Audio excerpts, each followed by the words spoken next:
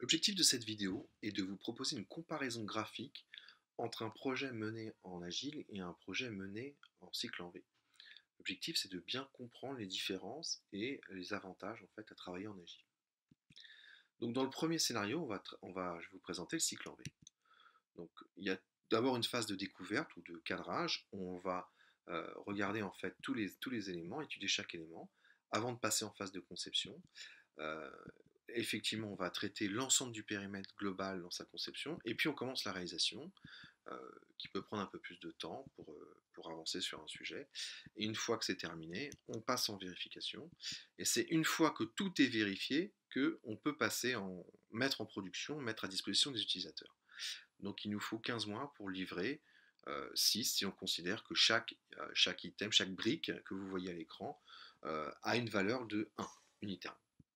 Dans un scénario agile, si on traite exactement le même projet en agile, alors je tiens à préciser que on est sur le même nombre de briques finalement à livrer au final.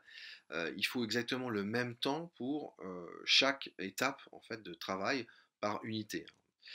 Donc la découverte, pareil, il va falloir un mois pour travailler sur deux sujets, deux briques.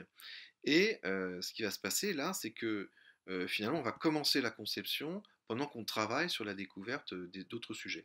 Donc en fait, on va simplement réussir à paralléliser beaucoup mieux les différents sujets.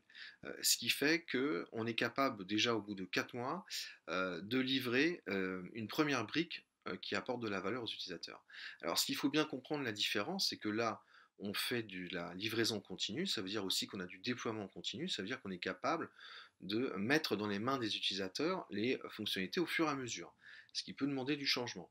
Mais l'avantage, c'est que on a une capacité finalement à délivrer de la valeur en continu qui est beaucoup plus intéressante. Parce que là, en 9 mois, on a livré l'équivalent des 6 valeurs en 9 mois seulement.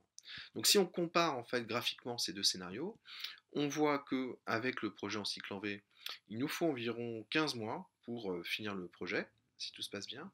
Et en agile, on a besoin de 9 mois pour terminer le projet. Donc déjà, il y a un énorme avantage en termes d'efficacité à travailler en agile, c'est qu'on finit beaucoup plus tôt. Et l'autre avantage, c'est qu'on est capable de délivrer de la valeur en agile beaucoup plus tôt également, dans le sens où on va apporter les premières fonctionnalités dans la main des utilisateurs au bout de 4 mois simplement. Et donc cette énorme différence en fait de coût du retard total qu'il y a entre les deux sujets nous montre finalement l'ensemble de la valeur qui est dans la main des utilisateurs par unité de temps. Et c'est ça aussi qui nous permet de comparer les deux scénarios et de voir l'intérêt de l'agile.